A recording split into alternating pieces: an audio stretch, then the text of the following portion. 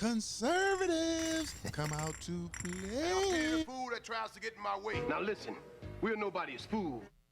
And I pity the fool that tries to get in my way. Conservatives. All right, folks, let's get into the videos. Now, we have some clips here we want to watch about Stephen Miller, the man behind Donald Trump. He's more dangerous than Trump. Trump is just a placeholder. This man is trying to build something for the future. This is why they have certain people going after the young minds to try to change the ideology of this country, which is a very dangerous ideology. So listen to these clips and I'll react to them. Realize how much fucking bigger this is than just Donald Trump? Children will be taught to love America. Children will be taught to be patriots. Children will be taught civic values. Stephen Miller is only 39 years old. Notice how quickly MAGA stopped talking about freedom and liberty and replaced it with shit like that. This is no longer about freedom. This is about dominance, submission, indoctrination. Daddy's home. Fall in line or suffer the consequences. And the word patriot, the way they use it, doesn't even apply to the founders of this country anymore. Reckless rebels who bucked authority and started a revolution. No, those are not patriots. Patriots today are people who show blind loyalty, mindless drones who worship without asking any questions. Listen to Stephen Miller talk. Look at how much money this racist bitch has raised. This is so much bigger than Donald Trump. And like I said, Stephen Miller is not even 40 yet. Marco Rubio and Elon Musk are in their early 50s. JD Vance is 40. Jim Banks is 45. They are all capable of horrific atrocities. This is bigger than Donald Trump. Fight today, fight tomorrow, and be ready to fucking fight for a long time. Yes! She's right about one thing. This is never about Trump. It's big. He's just a mascot, not the mastermind. Stephen Miller was his speechwriter during his first term. He's the architect behind this. Okay, he's the one who turned patriotism into a code for the trash supremacy, and one who figured out a way to keep white grievances alive. Yeah, that's the man. This is not about the election or the orange man. It's about ideology. Okay, and locking in the next generation into a mindset. Because behind those words is a plan. And Stephen Miller didn't just come out of nowhere. He's been groomed for a long time, and he's trying to groom the next generation into submission and using this excuse as patriotism. He don't care about this country. He's like Donald Trump. All they care about is money or power. Guy everybody actually needs to worry about. Not this guy, not this guy.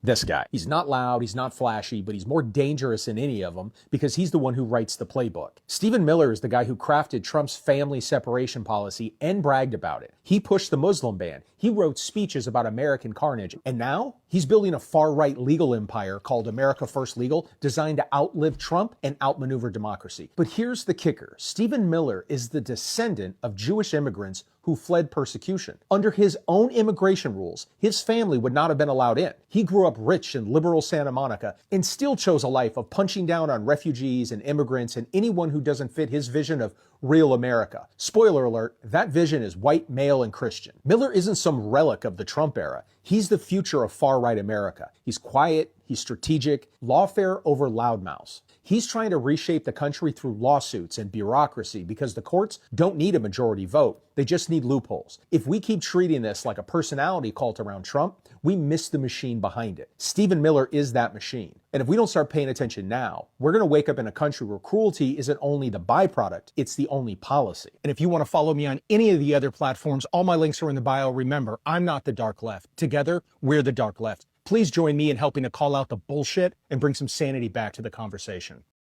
It's the system itself that they're creating. Okay, while the rest of the country argues over personalities and rewriting the rules, these men don't care. Miller has figured out they don't need to win elections to control America. We've always known people behind the scenes control politics. And now the orange man is so slow, it's just obvious. We could see it. Okay? This is how you turn ideology into infrastructure. What do you make of this guy, I don't want to get you in more trouble, but honesty doesn't hurt too much. I think honesty does work. Steve Miller, I mean, he strikes me in the same area you described him. He seems to me have an attitude that goes beyond politics. Something vindictive, is that the right word? Is it cruel? It seems to me there's something there that preceded Donald Trump. I think you're exactly right. And we now see a bunch of old videos of him as a high schooler, as a young post-college person, spitting the same kind of venom and lies. And the word that occurs to me is vicious. He's a vicious man. He's cruel and clearly relishes cruelty. He lies and clearly sees lying as a way of exerting power on people. There is something deeply wrong about the way he addresses the public, and it's a bludgeoning. The cruelty is the point. He's about power. Trump is his path to power. Trump sees him as essentially putting kind of some intellectual gloss on his own gut instincts, and they work together to bludgeon the country with almost a disheartening and depressing level of cruelty and falsehood every day. I think that's accurate, fair, and true. And it got me fired. And that's sad. That is sad. That's the part people miss about Mr. Miller over there.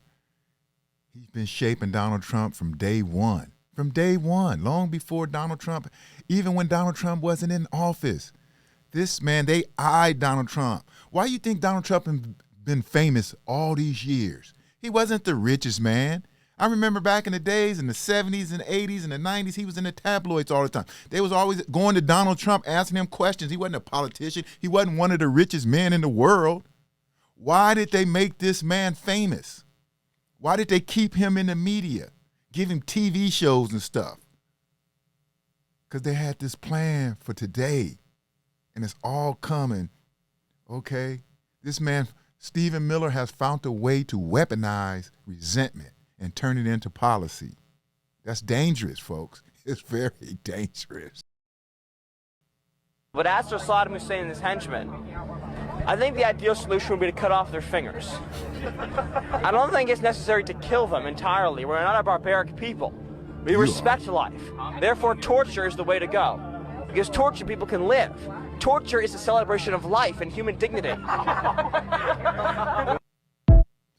This man, listen to that, man. This is not a one-off youth mistake. It's clear this is a mindset. This man has a mindset. You hear his logic? Preserve life by maiming people, then call it dignity. This man has no morals, folks. These people are put in a position to destroy this country because they know they're in a position where they can leave anytime. Okay, they can go to another country. They can go to the Middle East. They can take all their family and just leave. They don't care about America. They were put into position to destroy America. And you can see it right there. We can't keep shrugging this off. Okay, this was not just adolescence bravado. That you can tell that tone, that's an evil man. That's an evil young man who's going to turn into an evil man. You can see it, folks. All right, until the next video, take care. Peace.